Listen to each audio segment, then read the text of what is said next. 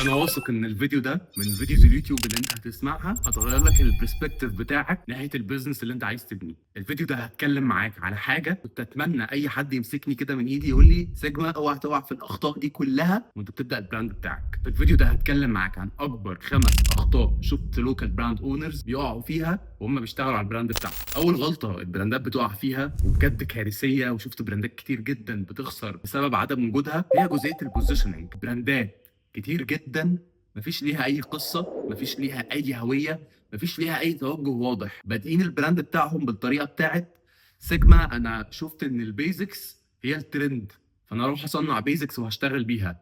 سيجما الفورمال وير ترند قوي الايام دي فانا اروح اصنع فورمال وير للبنات.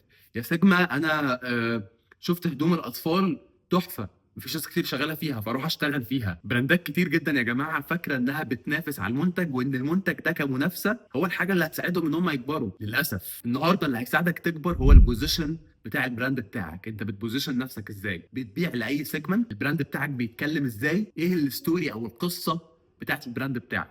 فلازم تاخد وقتك في ان انت تفكر ده وتحدده بشكل كويس. وانس ان انت حددت البوزيشننج بتاعك والدايركشن بتاعك كبراند، نبدا نفكر ايه المنتجات اللي هنقدر نبيعها للعملاء اللي احنا عايزين نخاطبهم. نقدر نبيع لهم فورمال وير، نقدر نبيع لهم بيزكس، نقدر نبيع لهم ستريت وير. نبدا نفكر بكل وضوح وبكل اريحيه. الحاجه الثانيه وبجد دي مصيبه ان هم بيبداوا كبار جدا. سيجما انا هبدا النهارده براند هروح اصنع 1000 قطعه من كل موديل. سيجما انا هبدا النهارده براند هروح اعمل براند ايدنتيتي هدفع فيها 200,000 جنيه. سيجما انا هبدا النهارده براند هروح اجر مخزن كبير قوي عشان احط فيه البضاعه وهروح اغير تيم كبير جدا. انت ما عندكش لسه اي خبره ولا اي درايه بالبيزنس موديل، فتلقائي وانت بتبدا ما ينفعش تبدا كبير. ايه اللي محتاج تعمله؟ محتاج تبدا بحاجه احنا بنسميها MVP، مينيمال فايبل برودكت. محتاج تبدا البيزنس بتاعك باسهل شكل ممكن، بطريقه تقدر تبدا بيها بسرعه، بحيث تفهم السوق، بحيث تفهم هل العميل اللي انت بتبيع له ده عايز المنتج اللي انت بتبيعه، بحيث تبدا تختبر المنتج ده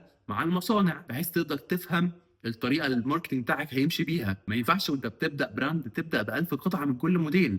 الموضوع صعب لان انت كده كده هيبقى عندك منتجات ما فيش عليها طلب. مهما عملت ريسيرش، مهما دورت، مهما مشيت بقواعد وقوانين، كده كده هيبقى عندك منتجات ما فيش عليها طلب كبير. فايه اللي تعمله وقتها؟ بنحاول نشتغل بالام كيو، المينيمم اوردر كوانتيتي. وقتها بنحاول نتست من 4 ل 6 منتجات. الاربعه ل 6 منتجات دول بنحط فيهم اقصى قدراتنا في الريسيرش ان المنتجات دي فعلا هيبقى عليها ديماند، وبنبدا نشوف منهم ايه المنتجات الوينرز، ايه المنتجات الكسبانه. بناء على كده بنبدا ناخد المنتجات الكسبانه دي نبدا نسكيل في التصنيع بتاعها.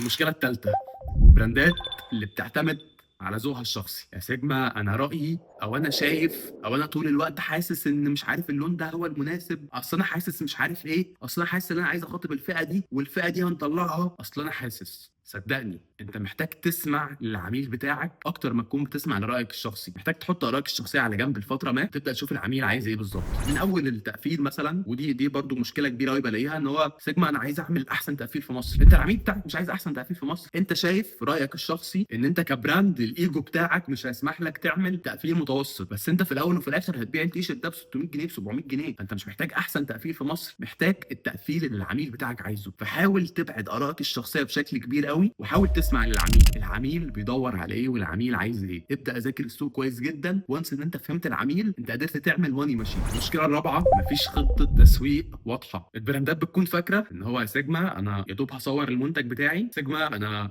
هخلص برودكشن اروح اجيب ميديا باير اكون بعمل ملايين. ودي حاجه مش واضحه. لازم تشتغل على ماركتنج بلان من اول المحتوى بتاعك هيكون عامل ازاي، من اول الاد سبند او الفلوس اللي انت هتصرفها في الاعلانات هتكون قد ايه، من اول البلاتفورمز اللي انت هتشتغل عليها، هل هتشتغل تيك توك ولا هتشتغل انستجرام، طب كل منصه ايه المحتوى اللي انت هتنزله عليها، لان اكيد انت عارف ان محتوى تيك توك غير محتوى انستجرام. طب البلان بقى بتاعت كل محتوى هتبقى عامله ازاي. لازم تركز على الماركتنج بلان بتاعك. رقم 5 بجد لو بعد في المشاكل فدي اكبر مشكله فيه، اداره ماليه صفر. بشوف ناس كتير جدا يا جماعه ما شاء الله في اول شهر قدروا يعملوا 200,000 جنيه مبيعات، 300,000 جنيه مبيعات اول شهر لسه بادئ البراند بتاعه، وبادئ مثلا ب 150,000 ب 200,000. الشهر اللي بعده كان بيدبل وما عندوش اي اداره ماليه. مش عارف هو كسب كام، مش عارف هو خسر كام، مش عارف البروفيت مارجن بتاعه عامل ازاي، مش عارف الاوردرز اللي رجعت كام في المية من المخزون بتاعه، ما يعرفش اي حاجه. وده للاسف بيزنس يخوف. انت لازم تكون قادر تحسب كل حاجه في البيزنس بتاعك، كل التفاصيل اللي موجوده في البراند. فحاول تكون من اول يوم